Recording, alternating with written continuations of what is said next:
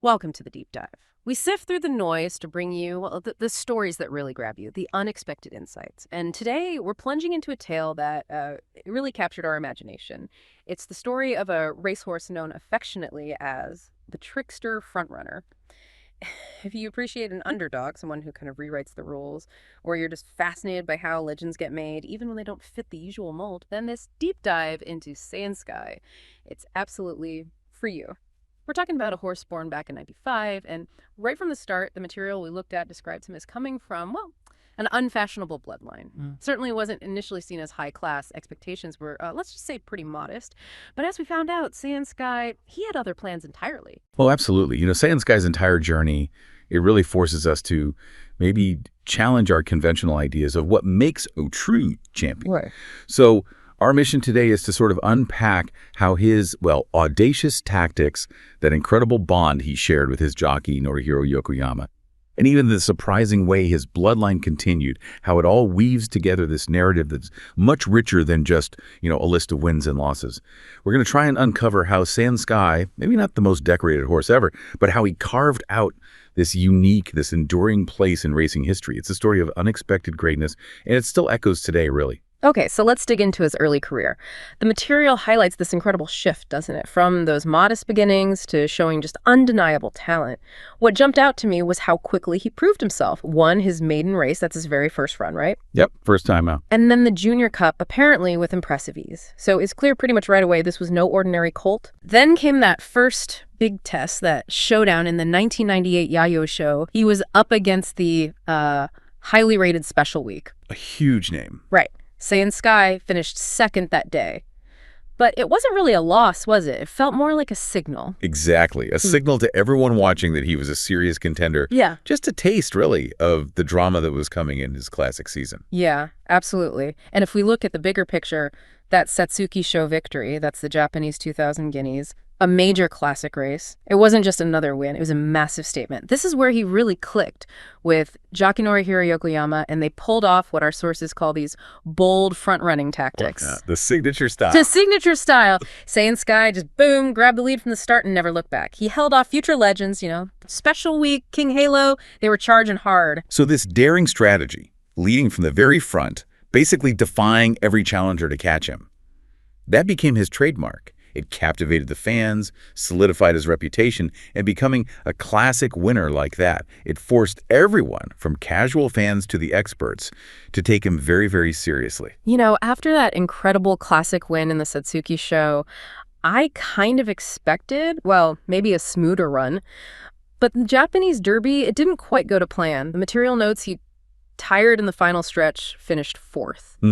That long Derby distance. Yeah, that must have been a moment of doubt for some people, right? Maybe hinting at the challenges of that all-out front-running style, especially over longer trips. It's a tough way to run. But you know what? That setback just seemed to set the stage for something even more spectacular down the line. After a summer break, he came back stronger, more determined, and he proved it in the Kyoto Daishoden.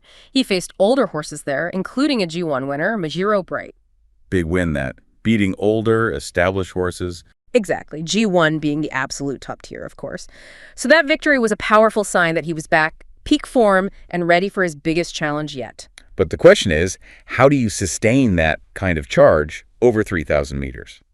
That's the distance of the Kikuka show, the Japanese St. Leger. Grueling. Just sounds exhausting. It is. And that was the stage for Seiun Sky's biggest triumph. Yokoyama again unleashed this almost, unthinkable plan. Sent Seiun Sky straight to the lead, dared anyone to catch him over that incredible distance. Just pure audacity. Pure audacity. The material just marvels at how he stretched his advantage and won easily, completing that rare classic double, the Satsuki show and the Kikuka show. An amazing achievement. This escape act, as people called it, was pretty much unprecedented. And here's a wild statistic we found. For over 20 years, no other horse won the Kikuka show in that exact front-running style. 20 years. Wow. Yeah. And get this, the twist of fate. When the record was finally broken, it was by a horse named Title Holder, ridden by Norihiro Yokoyama's son, Takeshi Yokoyama. No way. That's incredible. Isn't it? It's just fascinating how racing history weaves these generations together. Father, son, the horse. It makes Seiun Sky's original win feel even more legendary. It really reminds you of the deep roots in the sport. That is just an amazing story, the son repeating the father's trick decades later. Seiun Sky definitely stayed competitive after that classic season, didn't he? Added wins in big races like the Nikki Show, Sapporo Kinen. Yeah, he kept showing up. Though the material does acknowledge he couldn't quite topple his generational rivals in later G1s, so maybe didn't win as many of those absolute top-tier races as some others. True, the win column at G1 level wasn't huge after the classics. But he was always in the mix, right? Finishing in the money more often than not. He was still a consistent, formidable horse, a testament to his talent in that captivating style. The consistency, though, well, it eventually hit the wall. That is the fragility of racehorses. Yeah. His career was, unfortunately cut short. Our sources detail a pretty significant tendon injury he got after the 99 Tano Show autumn. The dreaded tendon injury. Exactly. Spent over a year recovering, tried to come back as a 6-year-old in the tennis show spring. But sadly, the reports say he was far from his old self. Finished last, way behind everyone else. Oh, that's tough. Yeah. That race, such a stark contrast to his glory days. It marked his final run. It's just a poignant reminder, isn't it? Even champions feel the physical demands, and sometimes a comeback just doesn't recapture that old magic. So after all that injury, no big wins against older horses in G1s. You might think the story just kind of ends there, right? You might. But the legacy, that's where things take another really unexpected turn.